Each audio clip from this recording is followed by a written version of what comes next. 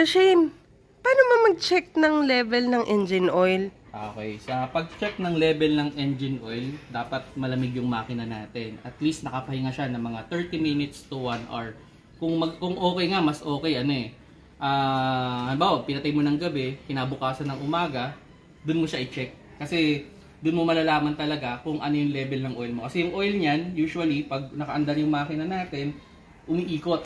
So, para mag-drip down siya pababa, yun, pwedeng overnight. Malalaman mo na yung tamang level ng engine oil. Siguraduhin nyo lang na yung oil, yung inyong sasakyan is nasa level na lugar. Kasi kung pababa o paakyat, hindi mo ma-check yung level ng oil na accurately. Then, yun, sa pag-check ng engine oil.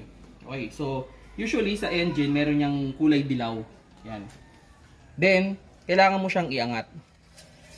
Okay? Usually, sa unang angat, hindi pa accurate yan. So, kailangan mo munang punasan. Then, ibababa mo ulit. Okay? Then, bilang ka lang ng mga 1 to 2 seconds. Then, iaangat mo. So, kung makikita mo, yan yung level ng ating engine oil. And, meron siyang dalawang dot, no? So, ito yung unang dot. Ito yung ibig sabihin na full siya. Ito naman yung low. Ideally, ang oil natin dapat nandito lagi siya sa full. Pwede naman siyang bumaba ng konti, pero wag na sana yung half or lower than half. Sana nandito lang siya sa full or near full lang tayo lagi. Kaya kung hindi ko alam yan, kung ano yan, ano ba dapat kulay ang makita ko dyan kapag inangat ko yan? Okay. Yung kulay ng oil dapat natin is parang, kumbaga parang kape yan. Or pwedeng light na parang light na kape, pero hindi dapat super dark na kape. Kumbaga parang malabnaw na kape. Yun yung kulay. Now, kung kakaiba yung kulay, like sobrang itim. Ayun, pag sobrang itim yan, kailangan mo ng palitan yan. Or change oil na yan. Or halimbawa naman, may parang kulay siyang parang may coffee mate, parang 3-in-1. Hindi rin normal yun. Baka nahahaluan ng kulan. Kaya dapat constantly natin chinecheck yung engine oil, hindi lang yung level, dapat yung kulay din tinitingnan din natin. Pag masyadong maitim, kailangan na natin mag-change oil. Kung may kakaibang kulay, like medyo parang may coffee mate or parang 3-in-1, kailangan nyo siyang ipa-check din. Paano naman kung sobra yung level ng oil?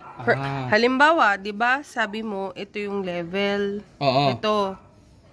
Paano kapag lumagpas man lang dito, ganun? Ayun.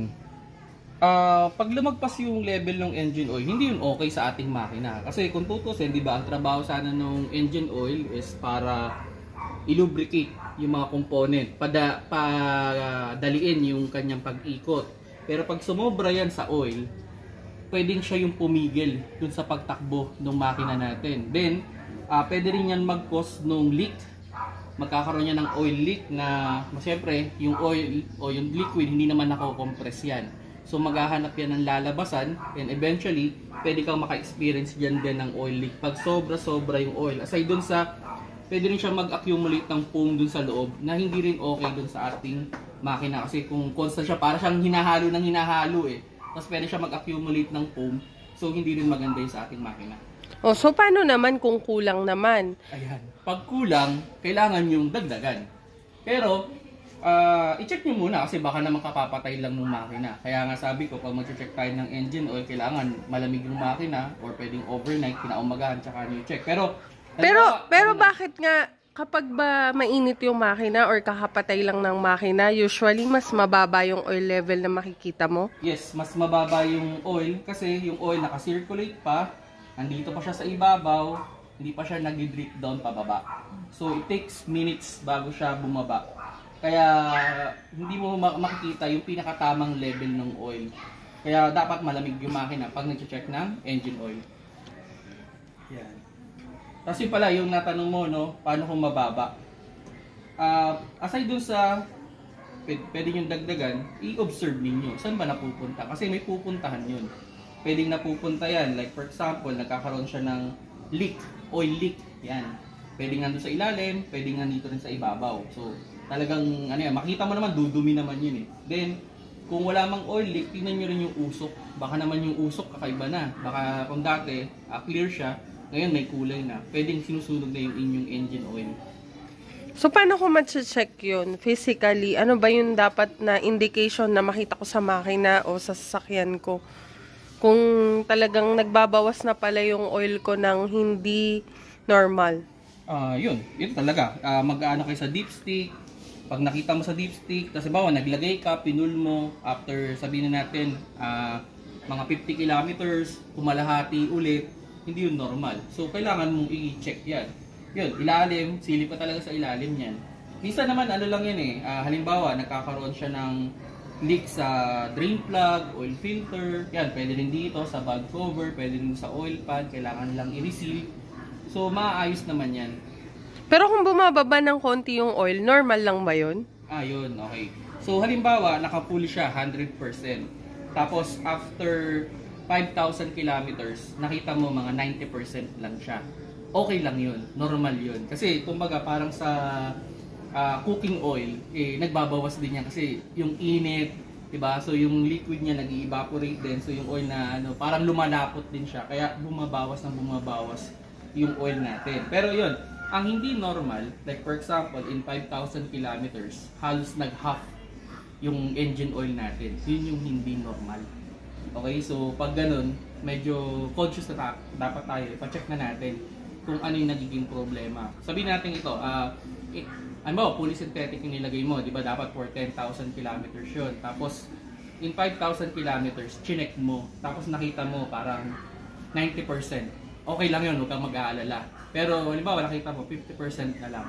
Yun, doon ka mag-alala. Pa-check mo na yung kaagad.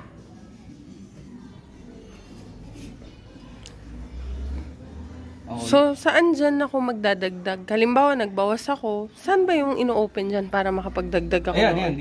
Dito ka pwede magdagdag niyan. So, bubuksan mo yan. Medyo masikip eh. Medyo mahigpit. Wala tayong pang ano. Pero dito siya dinadagdagan. Pero ito, reminders ko lang huwag din dagdag ng dagdag. Dapat masigurado nyo muna yung level ng oil. Kasi yun nga, hindi maganda sa makina natin yung sobra, hindi rin maganda yung kulang. So, dapat laging tamang-tama lang yung level ng oil natin. And yun, additional lang pala, pagdating sa oil, yun, i-check nyo siya. Kung sakali man, halimbawa, kung everyday yung ginagamit yung kotse, at least once a week, kina-check nyo sana yung level ng oil. Syempre, di lang naman yung oil natin. Kung may check yung transmission oil, yung ating coolant, yung brake fluid natin, yung terminal. Kung ano man yung mga physical nyo pwedeng i-check dyan, i-check nyo lahat. Kung may mga like may mga naputol na wire, yun, i-check nyo kagad para at least maunahan ninyo yung problema. So overall, Kuya Shane, anong bibigay mo sa aking tip para tungkol sa engine oil? Okay. Ang mabibigay kong tip ko sa inyo sa engine oil, yun, constantly check. So at least every week, check nyo sana. Then, palitan nyo siya based dun sa last na oil na nilagay ninyo. Kasi halimbawa, ang nilagay sa inyong engine is mineral, that's good for 5,000 kilometers or 3 months.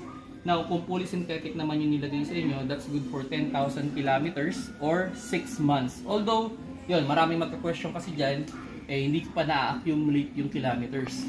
Pwede ko bang i-extend? Yes, pwede naman. Like for example, sa 3 months, pwede naman up to 4 months yan. Yung, yung fully synthetic naman, kung 6 months, pwede naman hanggang 8 months. So, yun mga paps, sana may nakuha kayong konting idea with regards to engine oil, paano mag-check. Again, sa pag-check nito, iaangat nyo lang, punas, ilalagay nyo ulit, 1 to 2 seconds, angat ulit, then dun nyo na makikita yung level ng engine oil ninyo. Kung nagustuhan nyo yung video, pakilike sa mga paps.